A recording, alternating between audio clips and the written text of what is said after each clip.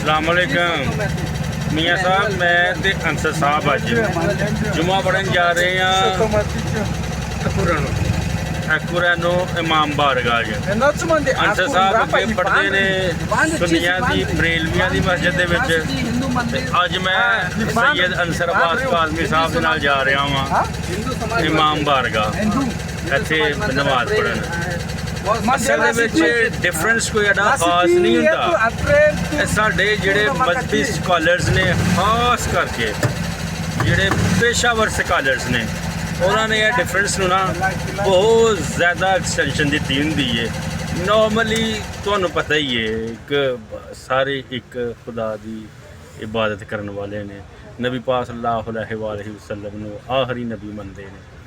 इस तरह ही गल ना, तो यह गल कोई एडा वड्डा खास डिफरेंस नहीं, लेकिन यही बेसिक चीज़ है कि ला इलाहा इल्लल्लाह मुहम्मद रसूलुल्लाह, यह बेस है सारी, तो ये उत्ते ही सानू चलना चाहिए। लेकिन जोड़े मजहबी स्कॉलर ने, खास तौर पर जोड़े प्रोफैशनल्स ने जिन्होंने अपनी दुकानदारियां चमकाइयां, वो बिचों इस तरह दियां गल्लां कढ़दे रहंदे ने मियाँ साहब कि वो डिफरेंस क्रिएट करते हैं। मियाँ साहब दूसरी गल है वे कि तुसी आपे ही पढ़ना है, सारी बुक्स पढ़नियां ने। देखो असी अलहमदुलिल्लाह तुसी दस रहे सो उस दिन कि तुसी 25 या 26 पारे ते पहुँच गए हो तर्जमे ते तफसीर दे नाल। वो तुसी पढ़ना में बाकी भी इस्लामिक बुक्स पढ़नियां ने, ताकि जिहड़े मजहबी स्कॉलर्स ने, पेशावर सो कार्ड इन्हां दे ब्लैकमेलिंग दे विच ना तुसी जाओ।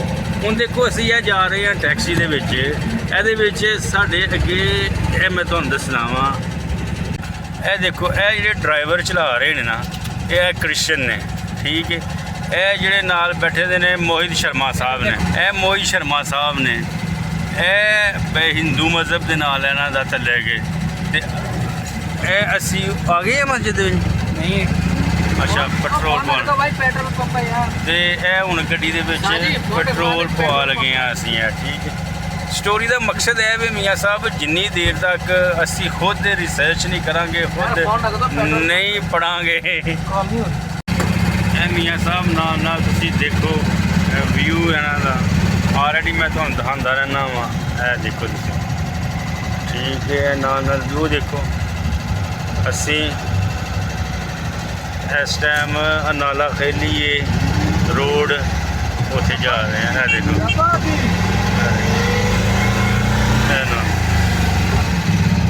टैक्सी है काफ़ी पुरानी, तुहानूं बाहरों निकल के तो मैं व्यू भी दसांगा।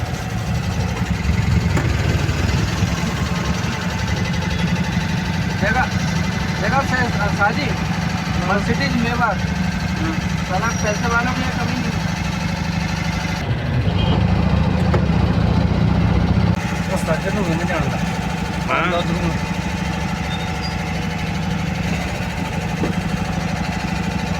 मियाँ साहब असी हुण पहुँच गए हैं इमाम बारगाह जुम्मा पढ़न वास्ते। तो यह देखो माशाअल्लाह इन्होंने किस तरह का सिस्टम बनाया था इत्थे, हुण अंसर साहब तुहानूं दस्सणगे।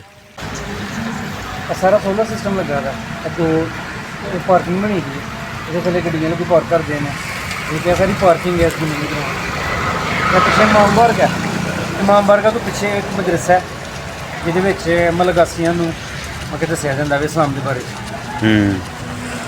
चलो पढ़ के बाद फिर बाकी हूँ। हाँ चलो चलो।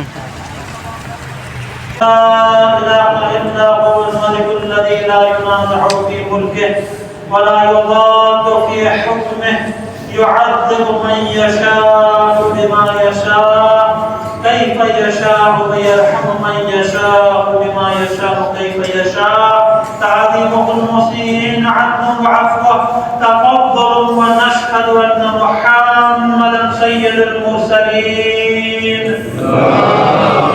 मन रकिबा सफ़ीनतहुम नजा वहददा वमन तखल्लफ अन्हा वल्ला फगरक वहवा। औसीकुम इबादल्लाहि बिल-इतिसाम बित-तक़वा।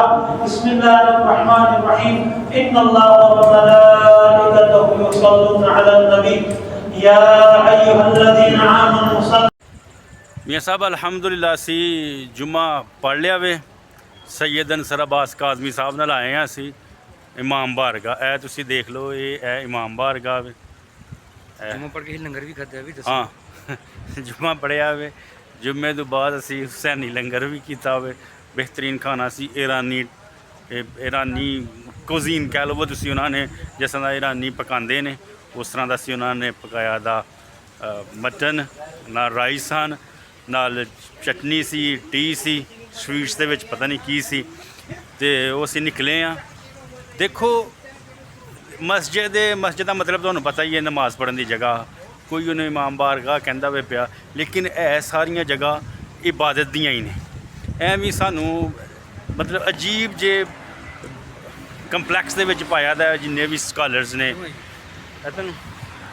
ਅਤੇ ਬਾਕੀ ਹਰ ਚੀਜ਼ ਇੱਕ ਹੈ। ਖੁਤਬਾ ਪੜ੍ਹਿਆ ਵੇ ਜਿਸ ਤਰ੍ਹਾਂ ਬਾਕੀ ਸਾਰੇ ਹਮਦ ਸਨਾ ਤਾਰੀਫ ਨਬੀ ਪਾਕ ਸੱਲੱਲਾਹੁ ਅਲੈਹਿ ਵਸੱਲਮ ਦੀ। ਉਸ ਤੋਂ ਬਾਅਦ ਫਿਰ ਸਾਰਾ ਸੇਮ ਉਹੀ ਹੁੰਦਾ। ਫਿਰ ਦੁਆਵਾਂ ਹੁੰਦੀਆਂ ਨੇ, ਤੋਬਾ ਤਾਇਬ ਹੁੰਦੀ ਹੈ, ਅਸਤਗਫਿਰੁल्लाह ਹੁੰਦਾ ਵੇ।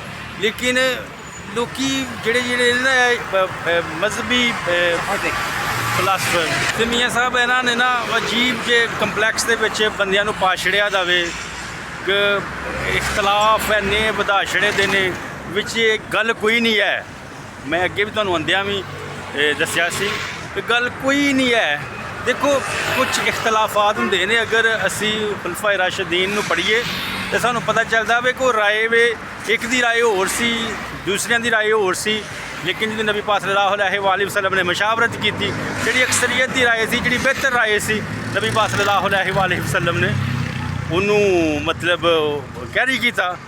ਗੱਲ ਦਾ ਮਕਸਦ ਹੈ ਵੇ ਕਿ ਇਖਤਲਾਫ ਹੋ ਸਕਦਾ ਵੇ, ਇਲਮੀ ਇਖਤਲਾਫ ਹੈ, ਇੱਕ ਰਾਏ ਹੁੰਦੀ ਹੈ, ਲੇਕਿਨ ਉਹਨੂੰ ਬੁਨਿਆਦ ਬਣਾ ਕੇ ਇੱਕ ਮਸਲਕ ਹੀ ਖੜਾ ਕਰ ਲੈਣਾ ਸਾਰੇ ਹੀ ਜਿੰਨੇ ਵੀ ਨੇ। ਅਤੇ ਇਹਨਾਂ ਕੋਲੋਂ ਸਾਨੂੰ ਪਰਹੇਜ਼ ਕਰਨਾ ਚਾਹੀਦਾ। ਅਤੇ ਇਹ ਸਭ ਗੱਲ ਹੈ ਕਿ ਇਹਨਾਂ ਨੇ ਨਾ ਉਹ ਇਖਤਲਾਫ ਜਿਹੜੇ ਬੰਦੇ ਹੀ ਨਹੀਂ, ਉਹਨਾਂ ਨੂੰ ਬੁਨਿਆਦ ਬਣਾ ਕੇ ਉਮਤ ਮੁਸਲਮਾਨ ਨੂੰ ਇੰਝ ਆਪਸ ਦੇ ਵਿੱਚ ਕਰ ਛੜਿਆ ਜਾਵੇ। ਅਤੇ ਆਹੋ ਨਹੀਂ ਅੱਛੇ ਫਲ। ਅਤੇ ਇਹ ਦੇਖੋ ਮੀਆਂ ਸਾਹਿਬ ਨੂੰ ਅਸੀਂ ਲੰਘਣੇ ਪਿਆ ਅਤੇ ਇਹ ਦੇਖੋ ਫਰੂਟਸ ਲੱਗੇ ਦੇ ਨੇ ਪਿੱਛੇ, ਸਾਰੇ ਫਰੂਟਸ ਲੱਗੇ ਨੇ ਬਿਹਤਰੀਨ, ਸਾਰੇ ਫਰੂਟਸ। ਅਤੇ ਇਹ ਸਾਰੀ ਸਟੋਰੀ ਹੈ ਕਿ ਤੁਸੀਂ ਮੈਕਸੀਮਮ ਖੁਦ ਹੀ ਪੜ੍ਹਨਾ ਵੇ।